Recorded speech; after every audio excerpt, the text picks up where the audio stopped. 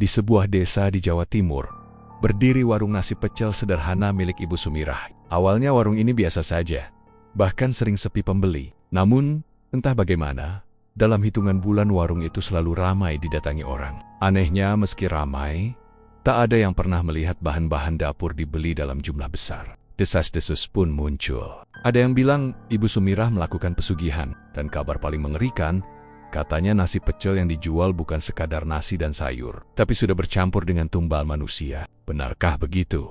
Mari kita ikuti kisah mengerikan ini sampai akhir. Sebelum lanjut ke ceritanya, jangan lupa subscribe channel Misteri Story, tekan tombol like jika kalian suka dengan ceritanya, dan silahkan tulis jam berapa dan dari kota mana Anda menonton, dan pastikan tonton sampai selesai, karena setiap detiknya penuh misteri yang belum pernah terpecahkan. Di sebuah desa kecil di Jawa Timur, ada sebuah warung nasi pecel sederhana. Warung itu terletak di pinggir jalan, dekat sebuah pohon beringin besar yang sudah berdiri puluhan tahun. Warungnya tidak terlalu besar, hanya berdinding papan dengan atap seng dan meja kayu panjang untuk para pembeli. Warung itu milik seorang janda bernama Ibu Sumirah. Usianya sekitar 50-an, wajahnya terlihat biasa saja, agak pucat, dan sering memakai kebaya lusuh. Sejak suaminya meninggal beberapa tahun lalu, ia hidup sendirian dan mengandalkan warung pecel kecil itu untuk bertahan hidup. Awalnya, warung itu sepi, hanya beberapa tetangga yang sesekali mampir untuk sarapan. Bahkan banyak orang yang lebih memilih jajan di warung lain, karena masakan Ibu Sumirah katanya hambar. Beberapa kali ada gosip kalau warungnya akan tutup karena tidak laku. Tapi entah kenapa, sejak awal tahun itu, suasana berubah. Warung nasi pecel Ibu Sumirah tiba-tiba jadi sangat ramai. Setiap pagi, orang-orang rela antre panjang hanya untuk makan di sana. Bahkan, pembeli dari luar desa sengaja datang ke situ. Banyak yang bilang, pecelnya sangat enak, rasanya bikin nagih, sambalnya pas, dan sayurnya segar. Tentu saja, perubahan ini membuat warga desa heran. Lah, kok bisa ya? Padahal dulu masakannya biasa aja, kata Bu Wati, salah satu tetangga. Bener, aku heran. Sekarang malah sampai ngantri begitu. Apa dia dapat resep baru, ya? Sahut Pak Mardi. Tapi tidak semua orang percaya dengan perubahan itu. Beberapa orang malah mulai curiga. Apalagi ada cerita aneh yang beredar. Konon, ada pembeli yang datang makan sendirian malam hari di warung itu. Tapi, keesokan harinya orang itu tidak pernah terlihat lagi. Ada juga yang bilang, nasi pecel yang disajikan kadang terlihat normal. Tapi kalau dilihat baik-baik, ada bercak merah seperti darah di daun pisangnya. Cerita-cerita itu semakin membuat orang penasaran. Tapi anehnya, bukannya takut, malah semakin banyak orang datang. Seolah-olah ada sesuatu yang memaksa mereka untuk mencoba. Suatu malam, ketika jalanan desa sudah sepi, seorang pemuda bernama Rangga yang baru pulang kerja malam melewati warung itu. Lampunya masih menyala, padahal biasanya warung sudah tutup sejak sore. Ia melihat dari kejauhan, Ibu Sumirah sedang duduk sendirian di dalam warung, menatap kosong ke arah meja. Yang membuat bulu kuduk Rangga berdiri adalah ada bayangan lain di belakang Ibu Sumirah. Bayangan itu tinggi besar, berbentuk seperti manusia, tapi kepalanya menyerupai hewan, mirip kepala kerbau dengan tanduk panjang. Bayangan itu seperti menempel di tubuh Ibu Sumirah. Rangga langsung merinding. Ia buru-buru mempercepat langkah, tidak berani menoleh lagi. Tapi, sejak malam itu, ia yakin ada sesuatu yang tidak beres dengan warung nasi pecel tersebut. Keesokan paginya, suasana warung tetap ramai. Orang-orang makan dengan lahap, seperti tidak ada yang aneh. Namun, Rangga yang penasaran akhirnya memberanikan diri mampir saat nasi pecel itu disajikan di depannya. Memang terlihat normal, sayur kacang panjang, kecambah, sambal kacang, dan rempeyek. Tapi entah kenapa, aroma yang tercium berbeda. Ada bau anyir samar yang membuat Rangga ingin muntah. Sementara pembeli lain makan lahap, Rangga hanya menatap makanannya. Di sela-sela daun bayam, ia melihat sesuatu yang membuat matanya terbelalak. Sehelai rambut panjang terjebak di dalam nasi. Rambut itu hitam dan masih basah, seolah baru dicabut dari kepala seseorang. Rangga langsung berdiri, meninggalkan makanannya, lalu pergi tanpa bicara sepatah kata pun. Ia merasa ada sesuatu yang sangat salah di warung itu. Sejak hari itu, Rangga sering memperhatikan warung tersebut. Setiap malam Jumat, ia melihat warung tetap buka hingga larut malam. Anehnya, tidak ada pembeli yang masuk. Tapi dari dalam, terdengar suara-suara aneh. Suara seperti orang menangis, suara gamelan samar, dan kadang-kadang suara tertawa perempuan yang nyaring sekali. Suara itu jelas bukan suara Ibu Sumirah seorang diri. Tapi siapa lagi yang ada di sana? Rangga mencoba menceritakan pengalamannya ke teman-temannya. Tapi tidak ada yang percaya. Mereka malah menertawakannya. Ah, mungkin kamu salah lihat, Rang. Orang lapar kadang suka halu kata temonia. Bayu, ya, lagian pecel Bu Sumirah enak banget. Gak mungkin ada yang aneh, tambah Dimas. Namun, Rangga tahu betul apa yang ia lihat. Ia merasa warung nasi pecel itu bukan warung biasa. Ada kekuatan gaib yang bekerja di sana. Dan benar saja, tidak lama setelah itu, kejadian mengerikan mulai terjadi di desa tersebut. Sejak kejadian malam itu, Rangga jadi makin kepikiran. Setiap kali melewati warung nasi pecel Ibu Sumirah, bulu kuduknya selalu berdiri. Ia masih ingat jelas bayangan besar bertanduk di belakang Ibu Sumirah, dan rambut hitam yang pernah ia temukan di dalam nasi pecelnya. Tapi yang lebih membuatnya resah adalah mulai bermunculan orang-orang yang menghilang dengan cara misterius. Awalnya, orang-orang menganggap itu kebetulan, tapi lama-lama, setiap kali ada yang hilang. Terakhir kali orang itu selalu terlihat makan di warung nasi pecel Bu Sumirah. Korban pertama yang bikin heboh desa adalah seorang sopir truk bernama Pak Jono. Ia sering mampir makan di warung itu kalau lewat malam. Warga masih ingat, malam itu Pak Jono terlihat sedang makan pecel dengan lahap, sendirian. Setelah itu, ia tidak pernah terlihat lagi. Truknya ditemukan terparkir di tepi jalan, kuncinya masih tergantung, tapi orangnya lenyap.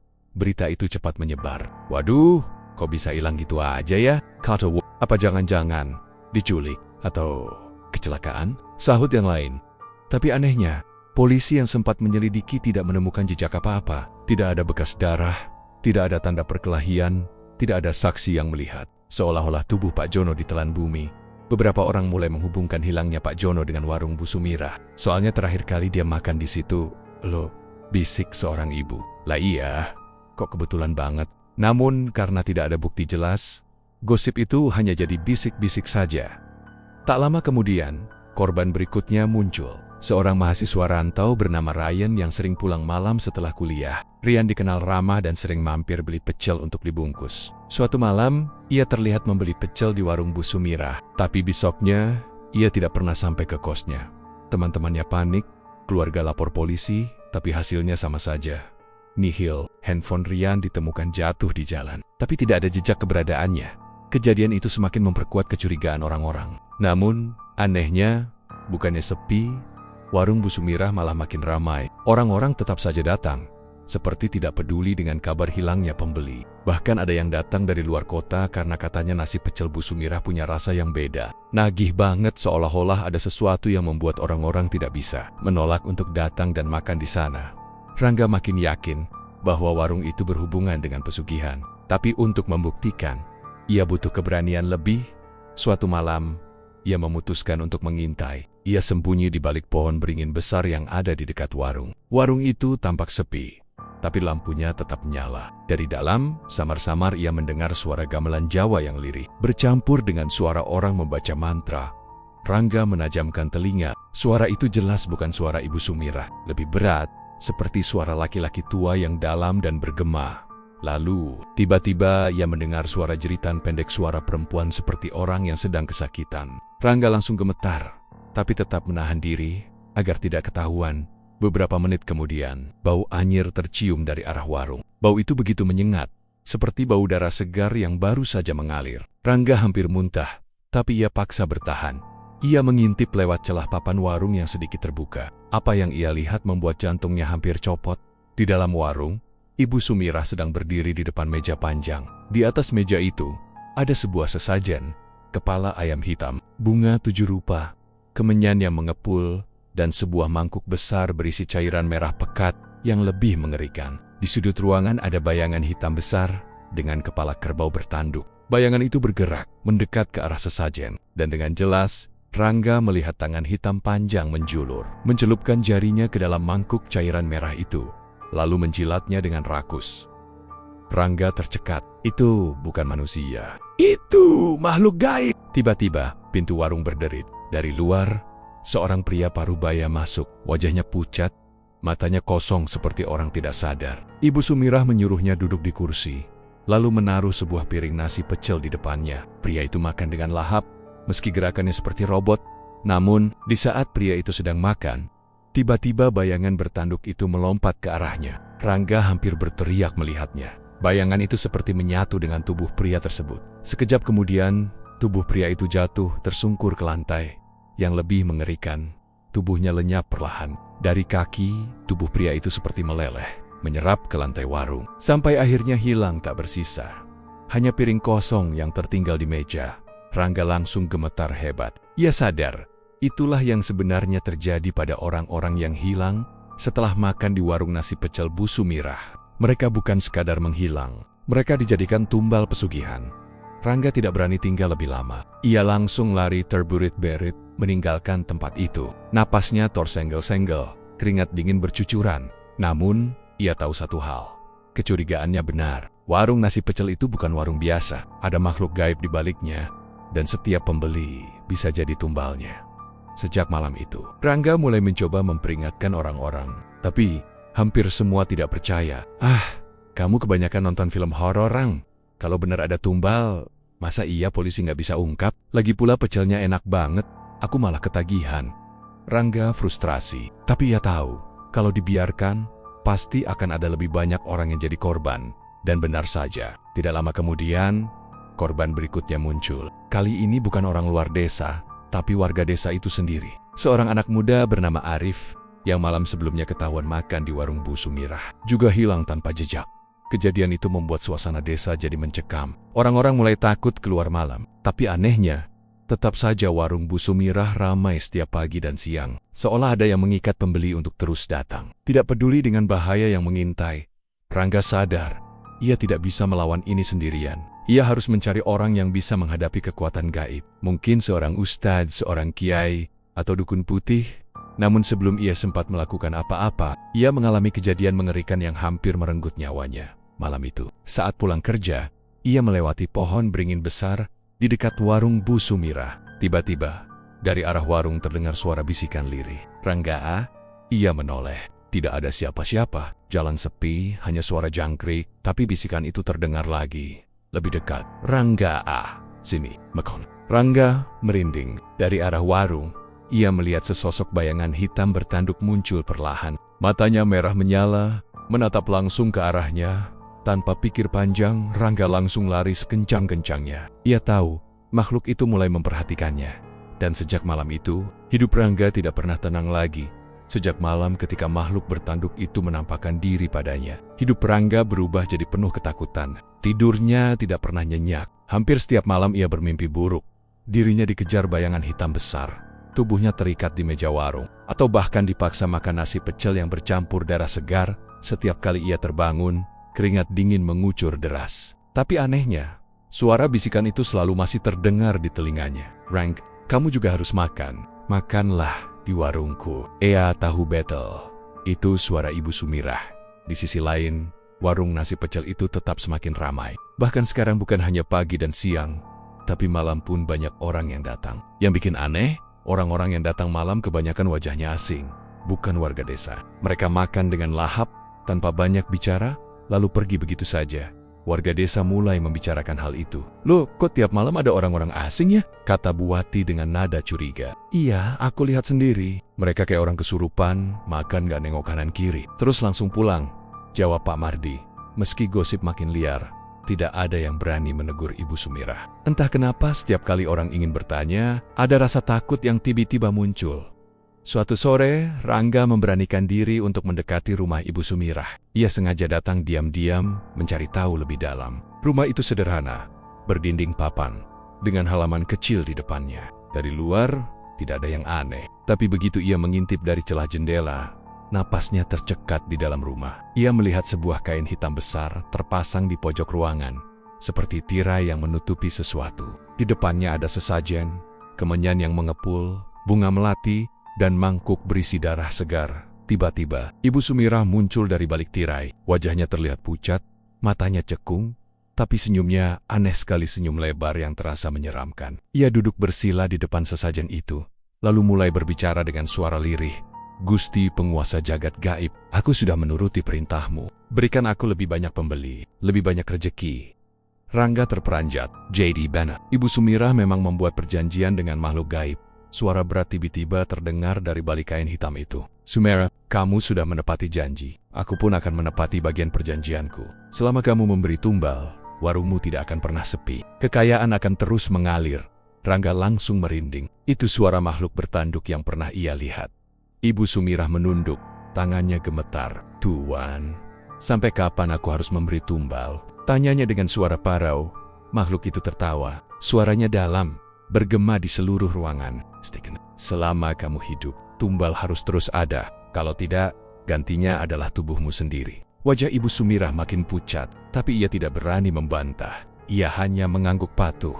"Baik Tuan, akan aku lakukan." Demi rejeki ini, Rangga hampir tidak percaya dengan apa yang ia dengar. Jadi semua kabar hilangnya orang-orang itu, memang benar mereka dijadikan tumbal pesugihan.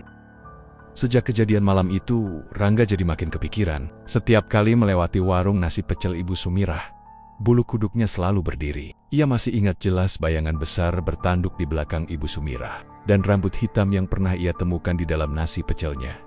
Tapi yang lebih membuatnya resah adalah mulai bermunculan orang-orang yang menghilang dengan cara misterius.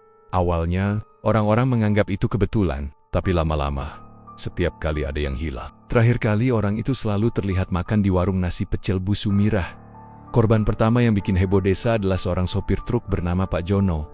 Ia sering mampir makan di warung itu kalau lewat malam. Warga masih ingat, malam itu Pak Jono terlihat sedang makan pecel dengan lahap, sendirian. Setelah itu, ia tidak pernah terlihat lagi. Truknya ditemukan terparkir di tepi jalan, kuncinya masih tergantung, tapi orangnya lenyap.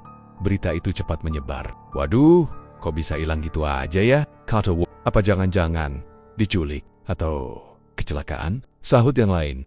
Tapi anehnya, polisi yang sempat menyelidiki tidak menemukan jejak apa-apa. Tidak ada bekas darah, tidak ada tanda perkelahian, tidak ada saksi yang melihat. Seolah-olah tubuh Pak Jono ditelan bumi. Beberapa orang mulai menghubungkan hilangnya Pak Jono dengan warung Bu Sumirah. "Soalnya terakhir kali dia makan di situ, loh," bisik seorang ibu. "Lah iya, kok kebetulan banget." Namun karena tidak ada bukti jelas, gosip itu hanya jadi bisik-bisik saja. Tak lama kemudian, korban berikutnya muncul. Seorang mahasiswa rantau bernama Ryan yang sering pulang malam setelah kuliah. Ryan dikenal ramah dan sering mampir beli pecel untuk dibungkus. Suatu malam, ia terlihat membeli pecel di warung Bu Sumirah. Tapi besoknya, ia tidak pernah sampai ke kosnya. Teman-temannya panik, keluarga lapor polisi, tapi hasilnya sama saja. Nihil. Handphone Ryan ditemukan jatuh di jalan, tapi tidak ada jejak keberadaannya. Kejadian itu semakin memperkuat kecurigaan orang-orang. Namun, anehnya, bukannya sepi, warung Bu Sumirah malah makin ramai. Orang-orang tetap saja datang, seperti tidak peduli dengan kabar hilangnya pembeli. Bahkan ada yang datang dari luar kota karena katanya nasi pecel Bu Sumirah punya rasa yang beda. Nagih banget, seolah-olah ada sesuatu yang membuat orang-orang tidak bisa menolak untuk datang dan makan di sana. Rangga makin yakin bahwa warung itu berhubungan dengan pesugihan. Tapi untuk membuktikan, ia butuh keberanian lebih. Suatu malam, ia memutuskan untuk mengintai. Ia sembunyi di balik pohon beringin besar yang ada di dekat warung. Warung itu tampak sepi, tapi lampunya tetap menyala. Dari dalam, samar-samar ia mendengar suara gamelan Jawa yang lirih, bercampur dengan suara orang membaca mantra. Rangga menajamkan telinga. Suara itu jelas bukan suara Ibu Sumirah. Lebih berat, seperti suara laki-laki tua yang dalam dan bergema. Lalu, tiba-tiba ia mendengar suara jeritan pendek, suara perempuan seperti orang yang sedang kesakitan. Rangga langsung gemetar, tapi tetap menahan diri agar tidak ketahuan. Beberapa menit kemudian, bau anyir tercium dari arah warung. Bau itu begitu menyengat, seperti bau darah segar yang baru saja mengalir. Rangga hampir muntah, tapi ia paksa bertahan. Ia mengintip lewat celah papan warung yang sedikit terbuka. Apa yang ia lihat membuat jantungnya hampir copot. Di dalam warung, Ibu Sumirah sedang berdiri di depan meja panjang. Di atas meja itu, ada sebuah sesajen, kepala ayam hitam, bunga 7 rupa, kemenyan yang mengepul, dan sebuah mangkuk besar berisi cairan merah pekat yang lebih mengerikan. Di sudut ruangan ada bayangan hitam besar dengan kepala kerbau bertanduk. Bayangan itu bergerak, mendekat ke arah sesajen, dan dengan jelas, Rangga melihat tangan hitam panjang menjulur, mencelupkan jarinya ke dalam mangkuk cairan merah itu, lalu menjilatnya dengan rakus. Rangga tercekat. Itu bukan manusia. Itu makhluk gaib. Tiba-tiba, pintu warung berderit. Dari luar, seorang pria parubaya masuk. Wajahnya pucat, matanya kosong seperti orang tidak sadar. Ibu Sumirah menyuruhnya duduk di kursi, lalu menaruh sebuah piring nasi pecel di depannya. Pria itu makan dengan lahap, meski gerakannya seperti robot. Namun, di saat pria itu sedang makan, Tiba-tiba bayangan bertanduk itu melompat ke arahnya. Rangga hampir berteriak melihatnya. Bayangan itu seperti menyatu dengan tubuh pria tersebut. Sekejap kemudian, tubuh pria itu jatuh tersungkur ke lantai. Yang lebih mengerikan, tubuhnya lenyap perlahan. Dari kaki, tubuh pria itu seperti meleleh, menyerap ke lantai warung. Sampai akhirnya hilang tak bersisa. Hanya piring kosong yang tertinggal di meja. Rangga langsung gemetar hebat. Ia sadar, itulah yang sebenarnya terjadi pada orang-orang yang hilang setelah makan di warung nasi pecel Bu Sumirah. Mereka bukan sekadar menghilang, mereka dijadikan tumbal pesugihan. Rangga tidak berani tinggal lebih lama. Ia langsung lari terberit-berit meninggalkan tempat itu. Napasnya tersenggel-senggel, keringat dingin bercucuran. Namun, ia tahu satu hal. Kecurigaannya benar. Warung nasi pecel itu bukan warung biasa. Ada makhluk gaib di baliknya, dan setiap pembeli bisa jadi tumbalnya. Sejak malam itu, Rangga mulai mencoba memperingatkan orang-orang. Tapi, hampir semua tidak percaya. Kamu kebanyakan nonton film horor, Rang. Kalau benar ada tumbal, masa iya polisi nggak bisa ungkap? Lagi pula pecelnya enak banget, aku malah ketagihan. Rangga frustrasi, tapi ia tahu, kalau dibiarkan, pasti akan ada lebih banyak orang yang jadi korban. Dan benar saja, tidak lama kemudian, korban berikutnya muncul. Kali ini bukan orang luar desa, tapi warga desa itu sendiri. Seorang anak muda bernama Arif, yang malam sebelumnya ketahuan makan di warung Bu Sumirah, juga hilang tanpa jejak. Kejadian itu membuat suasana desa jadi mencekam. Orang-orang mulai takut keluar malam. Tapi anehnya, tetap saja warung Bu Sumirah ramai setiap pagi dan siang. Seolah ada yang mengikat pembeli untuk terus datang. Tidak peduli dengan bahaya yang mengintai, Rangga sadar, ia tidak bisa melawan ini sendirian. Ia harus mencari orang yang bisa menghadapi kekuatan gaib. Mungkin seorang ustadz, seorang kiai, atau dukun putih.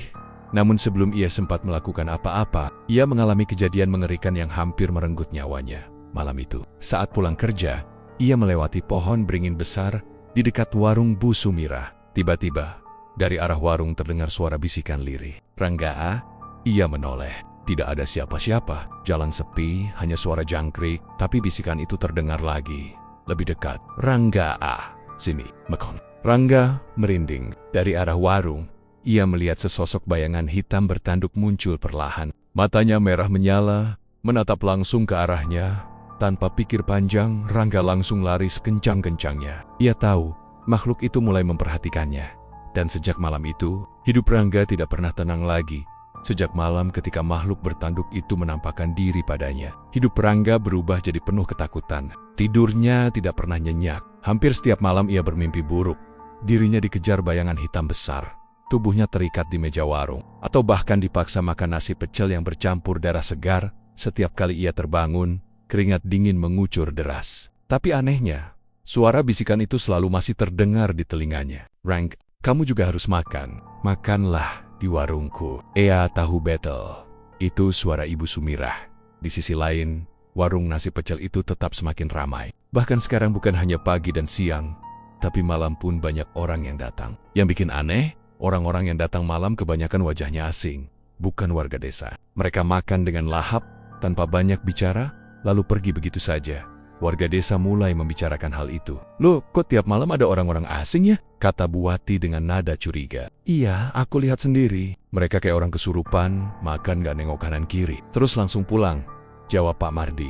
Meski gosip makin liar, tidak ada yang berani menegur Ibu Sumirah. Entah kenapa setiap kali orang ingin bertanya, ada rasa takut yang tiba-tiba muncul. Suatu sore, Rangga memberanikan diri untuk mendekati rumah Ibu Sumirah. Ia sengaja datang diam-diam mencari tahu lebih dalam. Rumah itu sederhana, berdinding papan, dengan halaman kecil di depannya. Dari luar, tidak ada yang aneh. Tapi begitu ia mengintip dari celah jendela, napasnya tercekat di dalam rumah. Ia melihat sebuah kain hitam besar terpasang di pojok ruangan, seperti tirai yang menutupi sesuatu. Di depannya ada sesajen, kemenyan yang mengepul, bunga melati, dan mangkuk berisi darah segar. Tiba-tiba, Ibu Sumirah muncul dari balik tirai. Wajahnya terlihat pucat, matanya cekung, tapi senyumnya aneh sekali, senyum lebar yang terasa menyeramkan. Ia duduk bersila di depan sesajen itu, lalu mulai berbicara dengan suara lirih. Gusti penguasa jagat gaib, aku sudah menuruti perintahmu. Berikan aku lebih banyak pembeli, lebih banyak rezeki. Rangga terperanjat. J.D. Bennett. Ibu Sumirah memang membuat perjanjian dengan makhluk gaib. Suara berat tiba-tiba terdengar dari balik kain hitam itu. Sumera, kamu sudah menepati janji. Aku pun akan menepati bagian perjanjianku. Selama kamu memberi tumbal, warungmu tidak akan pernah sepi. Kekayaan akan terus mengalir. Rangga langsung merinding. Itu suara makhluk bertanduk yang pernah ia lihat. Ibu Sumirah menunduk, tangannya gemetar. Tuan, sampai kapan aku harus memberi tumbal? Tanyanya dengan suara parau. Makhluk itu tertawa. Suaranya dalam, bergema di seluruh ruangan. Selama kamu hidup, tumbal harus terus ada. Kalau tidak, gantinya adalah tubuhmu sendiri. Wajah Ibu Sumirah makin pucat, tapi ia tidak berani membantah. Ia hanya mengangguk patuh.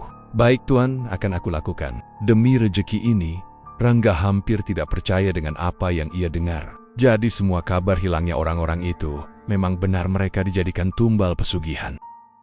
Ia ingin segera pergi, tapi kakinya tiba-tiba terasa berat. Seolah ada sesuatu yang menahannya di tempat. Jantungnya berdegup kencang, keringat dingin bercucuran. Dari dalam rumah, suara itu kembali terdengar. Ada yang mengintip kita dari luar. Mata Rangga langsung membelalak. Ibu Sumirah menoleh ke arah jendela, tepat ke arah tempat Rangga mengintip. Tatapan matanya kosong, tapi tajam menusuk, seperti bisa melihat langsung keberadaan Rangga. Rangga panik. Dengan sisa tenaga, ia lari second keng-keng-keng Nia meninggalkan halaman rumah itu. Dari belakang, ia mendengar suara tertawa mengerikan, bercampur dengan suara gamelan samar.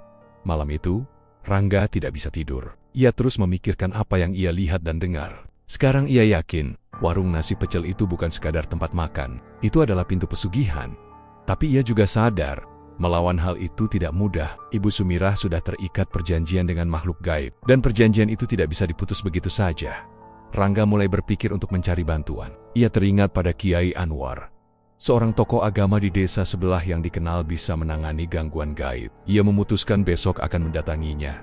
Keesokan harinya, Rangga benar-benar menemui Kiai Anwar. Ia menceritakan semua yang ia lihat dari bayangan bertanduk. Sesajen darah, sampai hilangnya orang-orang. Kiai Anwar mendengarkan dengan seksama, lalu menghela napas panjang. Anak muda, apa yang kamu lihat itu bukan hal kecil. Itu adalah perjanjian pesugihan dengan makhluk bawah. Biasanya wujudnya bisa macam-macam. Tapi kalau tanduk besar, itu tanda dia berasal dari golongan siluman kerbau.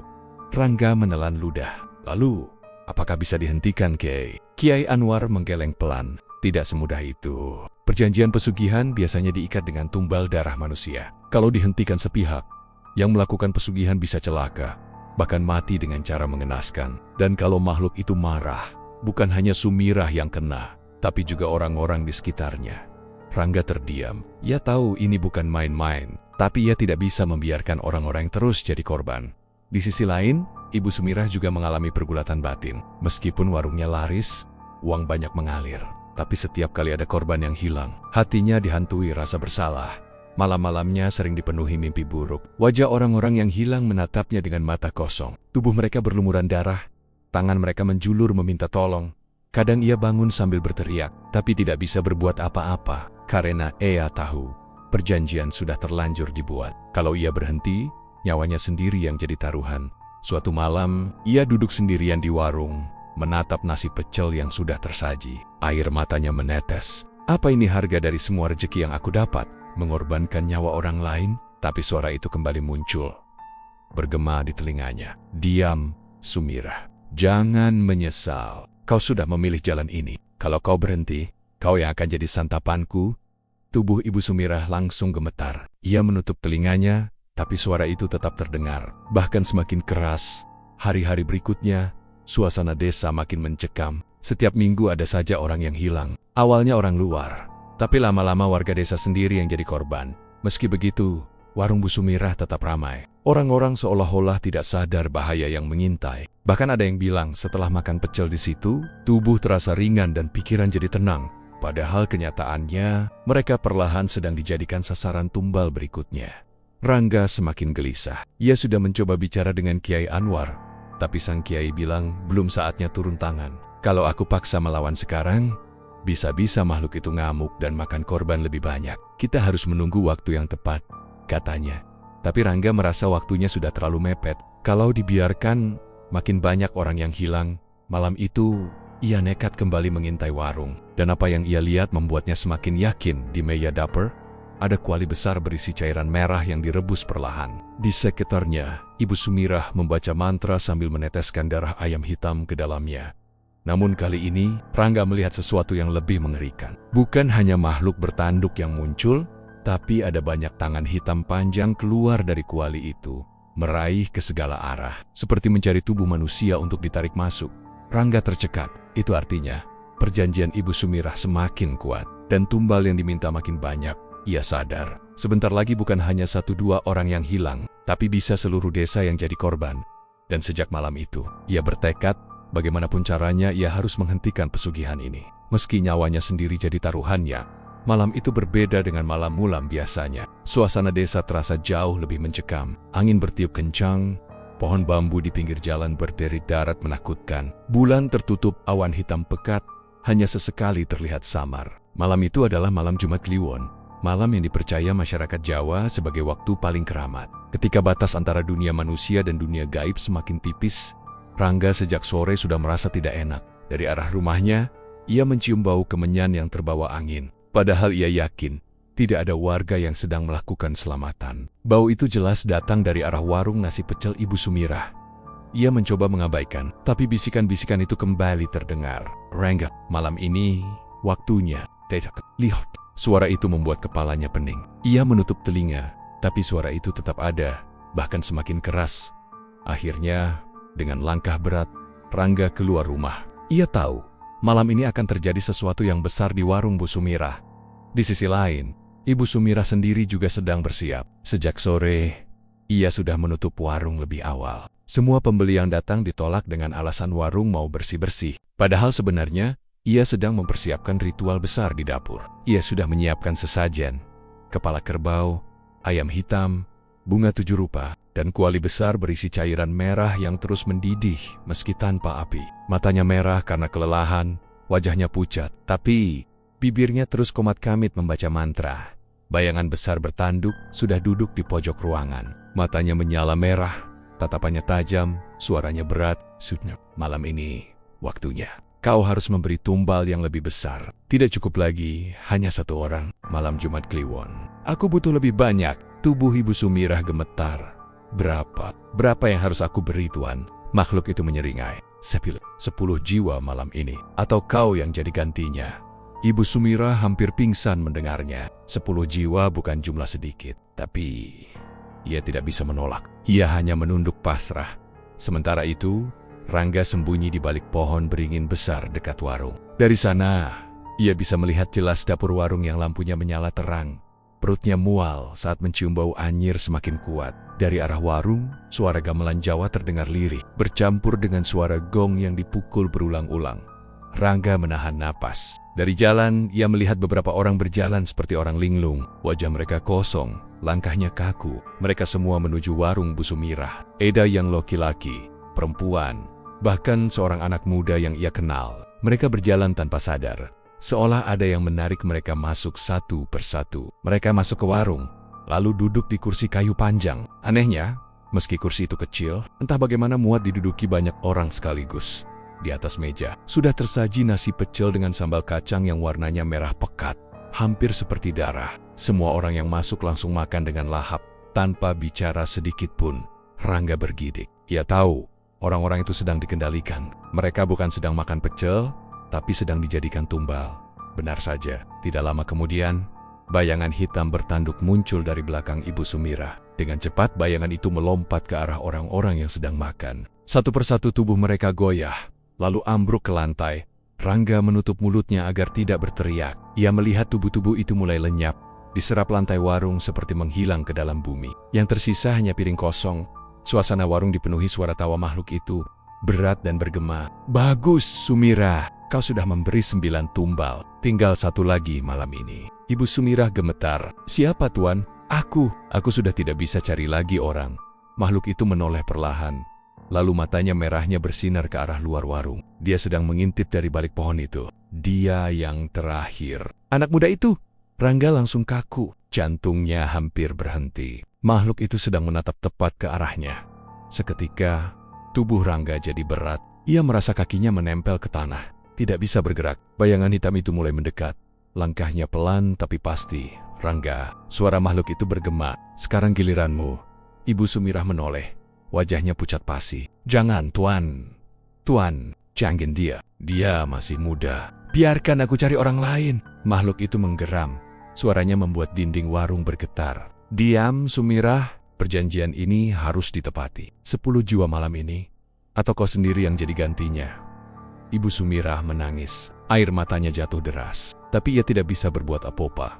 Tepat saat itu, dari arah jauh, terdengar suara azan Isya berkumandang dari masjid desa. Suara itu menggema, masuk ke telinga Rangga yang masih kaku. Perlahan, tubuhnya bisa bergerak lagi. Ia langsung lari sekuat tenaga, meninggalkan pohon beringin itu, melewati jalan setapak, tidak peduli kemana arahnya. Di belakang, ia masih mendengar suara mengerikan makhluk itu. Kau tidak bisa lari selamanya, Rangga. Kau akan tetap jadi milikku. Rangga berlari sampai hampir jatuh. Nafasnya terengah, dadanya sesak. Baru setelah ia sampai di halaman rumahnya, tubuhnya ambruk. Malam itu, Rangga tidak bisa tidur. Ia sadar, malam Jumat Kliwon itu adalah puncak ritual pesugihan. Makhluk itu sudah mengincarnya. Cepat atau lambat, ia akan jadi tumbal.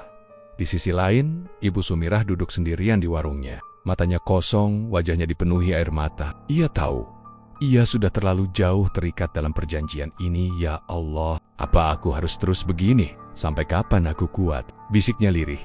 Tapi dari bayangan di belakangnya, makhluk bertanduk itu tertawa puas. Ia sudah mendapatkan 9 jiwa malam ini. Dan hanya tinggal menunggu saat yang tepat untuk mengambil tumbal ke-10. Rangga. Sejak malam Jumat Kliwon itu, hidup Rangga tidak lagi tenang. Setiap malam ia dihantui rasa takut. Tidur pun tidak pernah nyenyak. Kadang baru memejamkan mata sebentar, ia langsung terbangun karena mimpi buruk. Mimpi itu selalu sama. Ia duduk di warung nasi pecel Bu Sumirah. Di hadapannya ada piring pecel dengan sambal merah pekat. Begitu ia menyendok nasi itu, tiba-tiba sambal berubah jadi darah segar yang terus menetes dari ujung sendok. Dari balik piring muncul tangan hitam besar mencengkeram lengannya sambil berkata, "Waktumu sudah dekat, Rangga." Ia selalu terbangun dengan tubuh penuh keringat dingin. Kadang sampai menjerit keras, membuat ibunya terbangun dan masuk ke kamarnya. "Rangga, kamu kenapa, nak?" "Mimpi lagi," tanya ibunya sambil menyibak rambut anaknya yang basah oleh keringat. Rangga hanya bisa mengangguk. Ia tidak berani menceritakan semuanya. Bagaimana mungkin ia bilang kalau Bu Sumirah, tetangga sebelah rumah, adalah seorang pelaku pesugihan dengan tumbal manusia? Siapa yang bakal percaya? Siang harinya, Rangga mencoba beraktivitas seperti biasa. Ia membantu bapaknya di sawah, mencoba melupakan apa yang terjadi. Tapi teror itu tidak hanya datang malam hari. Saat ia mencangkul tanah, tiba-tiba tanah di depannya menghitam. Dari dalam muncul wajah-wajah orang yang ia lihat semalam di warung Bu Sumirah. Wajah itu pucat. Mata melotot, mulut mereka terbuka seolah berteriak minta tolong. Rangga terlonjak mundur, menjatuhkan cangkul. Ya Allah, bapaknya yang ada tidak jauh dari situ menoleh heran. "Loh, kenapa Rangga? Kok kaget gitu?" Rangga menggeleng cepat. "Gak apa-apa, Pak. Tadi kepleset aja." Ia tidak berani bilang sebenarnya ia melihat mayat-mayat itu. Apalagi ketika ia menoleh lagi, tanah sudah kembali normal, tidak ada apa-apa. Teror semakin parah ketika malam datang. Suara-suara gaib terus mengikutinya. Dari pojok kamar, sering terdengar bisikan lirih. "Rangga, waktunya sudah dekat." Kadang suara itu berubah menjadi tawa berat. Kadang berubah jadi tangisan perempuan. Ia menutup telinga dengan bantal, tapi tetap saja terdengar. Bahkan pernah, saat ia sedang duduk di teras rumah, angin malam bertiup kencang dan membawa bau kemenyan menyengat. Dari keyohan, ia melihat bayangan hitam besar bertanduk, berdiri di depan warung Bu Sumirah. Melambaikan tangan ke arahnya, "Tidak, jangan ganggu aku." Rangga bergumam ketakutan sambil mundur masuk ke dalam rumah. Ibunya yang melihat heran, "Kamu itu kenapa, nak? Mukamu pucat sekali." Aku nggak apa-apa, Bu," jawab Rangga cepat, meski jelas-jelas wajahnya penuh rasa takut. Suatu malam, teror itu semakin menjadi. Rangga baru saja berbaring ketika tiba-tiba lampu kamar padam, gelap gulita. Dari arah jendela, terdengar suara ketukan pelan. Tok, tok. Awalnya ia kira angin, tapi suara itu terus berulang. Makin keras, makin cepat. Tok, tok. Dengan gemetar, Rangga menoleh. Jantungnya hampir berhenti saat melihat sosok perempuan berambut panjang menempel di kaca jendela. Matanya merah menyala. Bibirnya tersenyum lebar penuh darah. "Rangga," suaranya serak. kau gantinya kami. Ikutlah ke dalam tanah. Rangga langsung menjerit sekeras-kerasnya. Ibunya berlari masuk ke kamar sambil menyalakan lampu minyak. Tapi anehnya, saat lampu menyala, jendela sudah kosong. Tidak ada apa-apa. Ibunya memeluknya erat. Astagfirullah. Rangga, sebenarnya kamu kenapa, nak? Ceritakan ke ibu. Rangga akhirnya menangis di pelukan ibunya. Ia sadar, ia tidak bisa menahan ini sendirian. Keesokan paginya, Rangga memberanikan diri menceritakan semuanya kepada ibunya. Tentang warung Bu Sumirah, tentang orang-orang yang jadi tumbal, tentang makhluk bertanduk, tentang bagaimana ia hampir dijadikan tumbal terakhir. Ibunya terdiam lama, wajahnya pucat. Wayalah, pantas saja akhir-akhir ini banyak orang hilang di desa. Katanya merantau atau pindah, tapi sebenarnya mereka jadi tumbal Bu Sumirah. Rangga mengangguk pelan. Iya, Bu. Aku sendiri lihat dengan mata kepalaku. Aku takut, Bu. Aku takut aku jadi tumbal berikutnya. Ibunya memeluk Rangga erat-erat. Kita nggak bisa diam, nak. Kita harus cari bantuan. Hanya kiai atau orang alim yang bisa menolongmu. Namun, sebelum mereka sempat mencari pertolongan, teror datang lagi. Malam itu, saat seluruh desa sudah tidur, warung Bu Sumirah tetap menyala terang. Dari dalam terdengar suara gamelan lirih. Rangga yang sedang gelisah di kamarnya, tiba-tiba mendengar pintu rumahnya diketuk keras. Dak-dak, duk dengan hati-hati. Ia turun dari ranjang. Pintu rumah terus digedor. Dak-dak, dakas. Rangga mendekat. Ketika ia membuka pintu, darahnya langsung membeku. Di depan pintu, berdiri 9 sosok yang ia lihat hilang semalam. Tubuh mereka kaku, wajahnya pucat, mata melotot, mulut mereka terbuka, dan suara yang keluar bersamaan menggema. Rangga, ikutlah bersama kami, kau gantinya. Tubuh Rangga langsung lemas. Ia jatuh terduduk. Keringat dingin membasahi tubuhnya. Mulutnya bergetar menyebut nama Allah. Ibunya yang mendengar teriakannya langsung berlari keluar kamar. Begitu melihat sosok-sosok itu, ia menjerit keras. Namun seketika, semua sosok itu menghilang begitu saja, lenyap di telan gelap malam. Malam itu, Rangga dan ibunya tidak bisa tidur sama sekali. Mereka sadar bahaya semakin dekat. Ibu Sumirah sudah terlalu jauh dalam perjanjian pesugihannya, dan kini Rangga benar-benar menjadi target tumbal. Di warungnya, Bu Sumirah juga tidak tenang. Malam itu ia duduk di dapur sambil menangis. Bayangan bertanduk berdiri di belakangnya. Kau belum memberi tumbal terakhir, Sumirah. Anak itu harus kau serahkan padaku. Bu Sumirah menunduk, air matanya jatuh. Ampuni aku, Tuan. Aku sudah tidak sanggup. Kenapa harus anak itu? Dia masih terlalu muda. Makhluk itu tertawa. Suaranya membuat semua perabotan di warung bergetar. Tidak ada pilihan, Sumirah. Kalau kau tidak menyerahkan dia, kau sendiri yang akan jadi gantinya. Ingat, perjanjian tidak bisa dibatalkan. Bu Sumirah semakin terisak. Di satu sisi ia takut kehilangan semua kekayaan yang didapat dari warung pecelnya. Di sisi lain, hatinya mulai diliputi rasa bersalah karena terlalu banyak nyawa melayang akibat perbuatannya. Malam itu menjadi awal dari teror panjang bagi Rangga. Ia tahu, waktunya semakin sedikit. Makhluk itu tidak akan berhenti sebelum mendapat tumbal terakhir. Dan ia sadar, satu-satunya cara untuk selamat adalah melawan. Tapi, bagaimana caranya? Pertanyaan itu terus mengganggu pikirannya. Hingga akhirnya, ia sadar ia harus mencari pertolongan. Secepat mungkin, sebelum nyawanya benar-benar diambil, malam itu Rangga tidak bisa tidur sama sekali. Bayangan wajah-wajah pucat yang berdiri di depan rumahnya terus membayang di kepala. Jantungnya masih terasa berdebar cepat, meski waktu sudah lewat tengah malam. Ibunya duduk di sampingnya, menggenggam tangannya erat-erat, seolah takut kehilangan anak semata wayangnya kapan saja. Rangga, suara ibunya lirih, besok pagi kita harus cari pertolongan. Ibu nggak sanggup lagi lihat kamu kayak gini. Kalau kita biarkan, mereka bisa beneran ambil kamu. Rangga mengangguk lemah, matanya sembab karena tangis. Aku juga nggak mau mati, Bu. Aku masih pengen hidup. Tolong aku, Bu. Ibunya mengusap kepala anaknya pelan. Kita akan cari jalan. Insya Allah ada kiai atau orang alim yang bisa bantu. Malam itu mereka berdua hanya bisa duduk di ruang tengah dengan lampu. Minyak yang nyalanya bergetar ditiup angin. Setiap suara tikus di atap atau daun jatuh di halaman membuat mereka terlonjak. Seolah-olah kematian bisa datang kapan saja. Keesokan paginya, begitu matahari muncul, Rangga dan ibunya langsung bersiap. Mereka berjalan cepat ke rumah seorang kiai di desa sebelah bernama Kiai Ahmad. Sosok ini terkenal sakti dan dihormati banyak orang. Jalan menuju ke sana tidak mudah.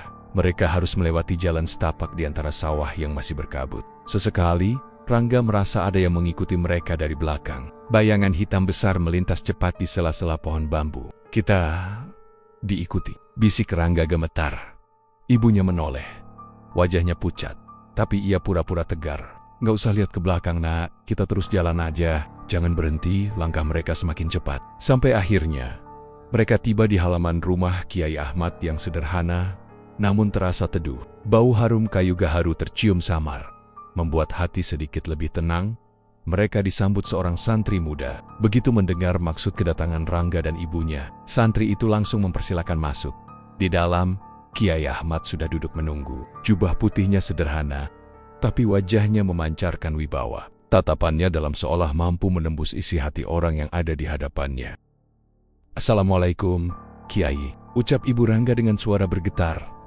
"Waalaikumsalam," jawab Kiai Ahmad tenang. "Silakan duduk. Ada apa gerangan kalian datang pagi-pagi dengan wajah pucat begitu?" Ibu Rangga langsung menangis. Dengan terbata-bata, ia menceritakan semua kejadian yang menimpa anaknya. Tentang warung Bu Sumirah, tentang orang-orang yang jadi tumbal, tentang makhluk bertanduk yang menagih korban, sampai teror yang terus menghantui Rangga setiap malam. Kiai Ahmad mendengarkan dengan seksama tanpa memotong. Sesekali ia mengangguk pelan. Setelah cerita selesai, ia menghela napas panjang. "Subhanallah, ternyata benar. Dari dulu saya sudah mencium ada yang tidak beres dengan warung nasi pecel itu. Tapi saya tidak punya bukti. Sekarang Allah memperlihatkannya melalui kamu, nak," katanya sambil menatap Rangga. Rangga menunduk, tubuhnya gemetar. "Kiai, tolong saya. Saya nggak mau jadi tumbal terakhir." Kiai Ahmad menatapnya lama. "Anakku, yang kamu hadapi ini bukan perkara kecil. Bu Sumirah sudah terikat perjanjian dengan makhluk gaib. Perjanjian semacam itu tidak mudah diputus. Selama syaratnya terpenuhi, makhluk itu akan terus menuntut tumbal." Ibu Rangga buru-buru bertanya, "Lalu apa yang harus kami lakukan, Kiai?" "Tolong selamatkan anak saya." Kiai Ahmad terdiam sejenak, lalu berkata, "Ada jalan, tapi tidak mudah. Kamu harus kuat, Rangga. Karena makhluk itu pasti akan menyerang lebih keras ketika kita berusaha memutus perjanjiannya." "Apa yang harus saya lakukan, Kiai?" tanya Rangga dengan suara hampir putus asa. "Pertama, kamu harus memperkuat imanmu. Jangan pernah berhenti berzikir, membaca doa, dan sholat tepat waktu. Kedua, kita harus lakukan ruqyah untuk membersihkan gangguan yang sudah melekat padamu. Don't worry, kita harus hadapi langsung sumber masalahnya, yaitu Bu Sumirah dan makhluk yang bersekutu dengannya." Rangga merinding mendengarnya. "Mengedap makhluk itu, Kiai." Kiai Ahmad mengangguk tegas. "Tidak ada jalan lain. Kalau tidak, nyawamu yang akan diambil hari itu." Rangga mulai menjalani proses ruqyah. Kiai Ahmad membacakan ayat-ayat suci Al-Quran dengan suara lantang. Baru beberapa ayat dibacakan, tubuh Rangga langsung bergetar hebat. Dari mulutnya keluar suara aneh, berat dan serak. "Haha, Rangga milikku. Kalian gak bisa menyelamatkannya." Suara itu jelas bukan milik Rangga. Matanya merah menyala, urat lehernya menegang, ibunya menjerit histeris. Tapi Kiai Ahmad tetap tenang. "A'udzubillahi minasyaitonir. Keluar kau dari tubuh anak ini. Allah yang berkuasa, bukan kau," seru Kiai Ahmad sambil menempelkan tangannya di kepala Rangga. Rangga menjerit keras, tubuhnya bergetar hebat seperti kesetrum. Air matanya bercucuran. Suara berat tadi berteriak penuh amarah. "Tidak, dia sudah ditakdirkan jadi tumbal. Kalian tidak bisa lawan perjanjian." Kiai Ahmad semakin keras membaca ayat-ayat ruqyah. Hingga akhirnya, tubuh Rangga terhempas ke lantai dan ia terkulai lemas. Nafasnya tersengal, tapi matanya sudah kembali normal.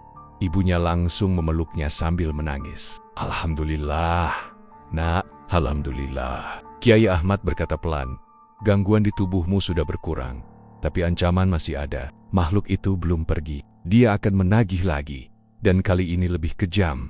Sore itu, Kiai Ahmad memberikan rangkaian amalan dan doa kepada Rangga. Ia juga memberikan sebotol air doa untuk diminum setiap hari. Namun malamnya, teror benar-benar datang lebih besar. Sekitar pukul 12 malam, angin kencang bertiup. Pintu dan jendela rumah Rangga bergetar hebat, seperti ada yang hendak mendobrak masuk. Suara tawa berat menggema di seluruh rumah.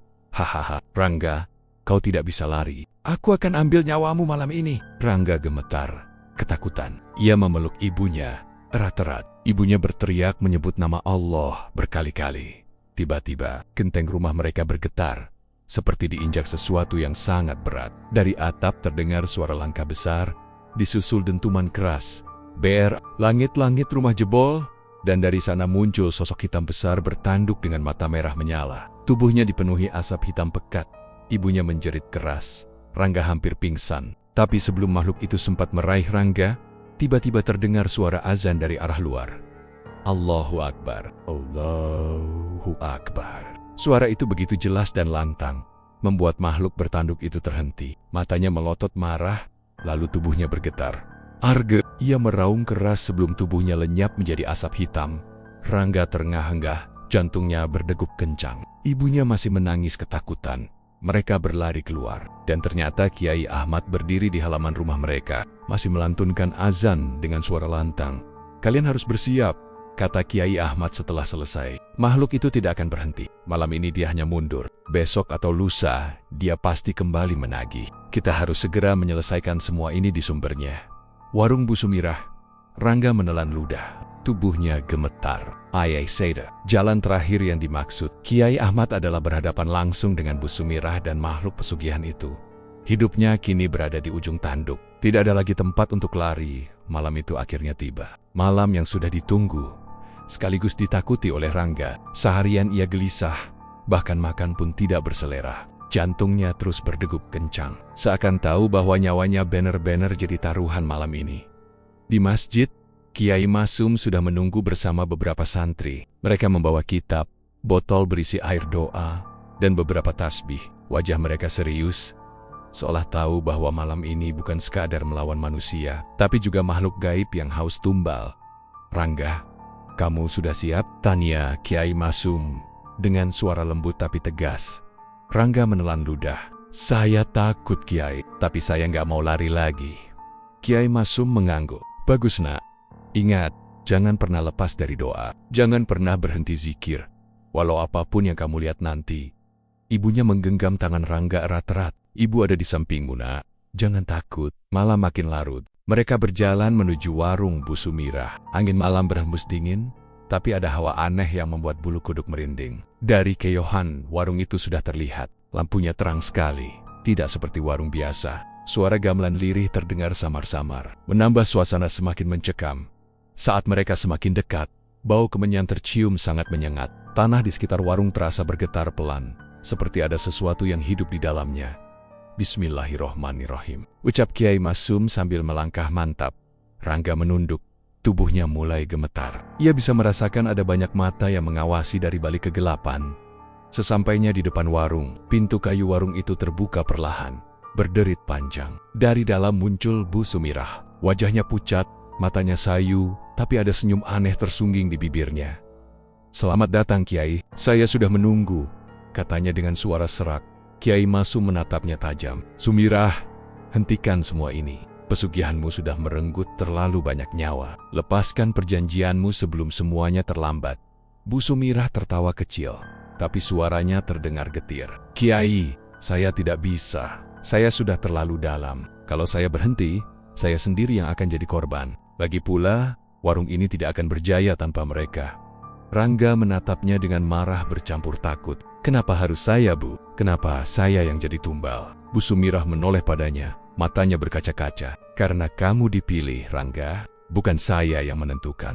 Dia yang minta. Tiba-tiba, dari belakang Bu Sumirah muncul sosok tinggi besar, hitam pekat, dengan tanduk panjang melengkung. Matanya merah menyala, giginya runcing, tubuhnya berbau anyir darah. Makhluk itu tertawa keras. Anak itu milikku. Serahkan dia sekarang. Santri-santri Kiai Masum langsung ketakutan, tapi tetap memegang doa dan berdiri di belakang Kiai. La ilaha illallah, seru Kiai Masum lantang. Suaranya bergetar memenuhi udara.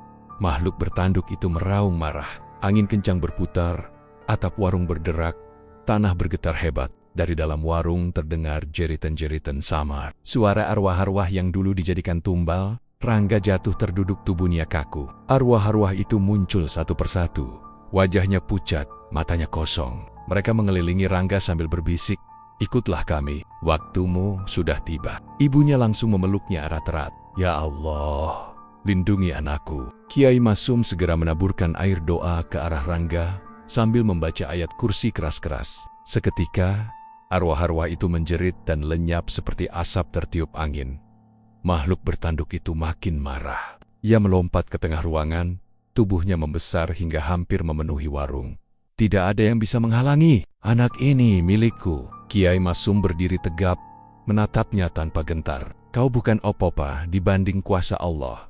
Pergi kau dari tempat ini. Doa-doa terus dipanjatkan. Santri-santri ikut bersuara, membuat suasana semakin bergema. Warung bergetar seperti mau runtuh.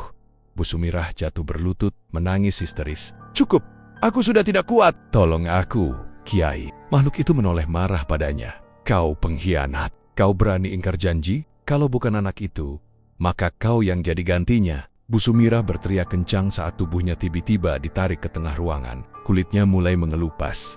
Tubuhnya terangkat ke udara. Matanya melotot ketakutan. Tidak, ampun, jangan ambil aku, jeritnya. Rangga hanya bisa menatap dengan wajah ngeri. Tubuh Bu Sumirah terputar di udara, lalu jatuh keras ke lantai. Seketika tubuhnya kaku, wajahnya membiru, dan napasnya berhenti. Makhluk bertanduk itu masih mengamuk, tapi cahaya doa semakin kuat. Kiai Masum terus melantunkan ayat-ayat suci, semakin keras, semakin mantap. Tiba-tiba, cahaya putih terang muncul dari arah kiblat. Cahaya itu menghantam tubuh makhluk bertanduk. Ia meraung kesakitan. Tubuhnya terbakar, tanduknya patah, dan akhirnya meledak menjadi abu hitam yang berterbangan. Suasana hening. Bau anyir darah berganti dengan bau harum seperti bunga melati. Rangga jatuh terduduk. Tubuhnya lemas, air matanya jatuh. Tanpa sadar, saya selamat? Kiai Masum menepuk pundaknya. Alhamdulillah, nak. Kamu selamat. Perjanjian itu sudah putus. Tidak ada lagi tumbal. Ibunya menangis haru sambil memeluk Rangga erat-erat. Terima kasih, ya Allah, anakku kembali. Namun, di sudut ruangan, tubuh Bu Sumirah masih tergeletak kaku. Wajahnya penuh ketakutan, matanya membelalak. Ia jadi korban perjanjiannya sendiri. Keesokan harinya, kabar kematian Bu Sumirah menyebar cepat di desa. Orang-orang geger, banyak yang datang ke warungnya. Bu Sumirah meninggal mendadak. Katanya serangan jantung, ucap salah satu warga. Tapi hanya Rangga, ibunya, Kiai Masum dan santri-santri yang tahu kebenarannya. Kebenaran yang terlalu mengerikan untuk diceritakan. Warung nasi pecel itu akhirnya ditutup. Tidak ada lagi yang berani membukanya. Meski begitu, ada cerita yang beredar. Kalau malam Jumat Kliwon, kadang masih terdengar suara gamelan lirih dari dalam warung kosong itu. Dan bau kemenyan samar-samar masih sering tercium. Beberapa warga yang nekat lewat malam-malam mengaku melihat sosok perempuan berambut panjang duduk di dalam warung, menatap kosong ke arah jalan. Apakah itu arwah Bu Sumirah atau makhluk lain yang masih tersisa? Tidak ada yang tahu. Yang jelas, warung itu kini dikenal sebagai warung angker. Warung pesugihan nasi pecel yang menyisakan kisah menyeramkan di Jawa Timur dan Rangga. Ia selamat, tapi trauma itu akan ia bawa sepanjang hidupnya. Terima kasih sudah menonton channel Mystery Story. Terus dukung channel ini dengan cara komen, like, share, dan subscribe. Mohon maaf jika ada kesamaan nama tokoh, tempat kejadian, ataupun cerita itu adalah kebetulan semata.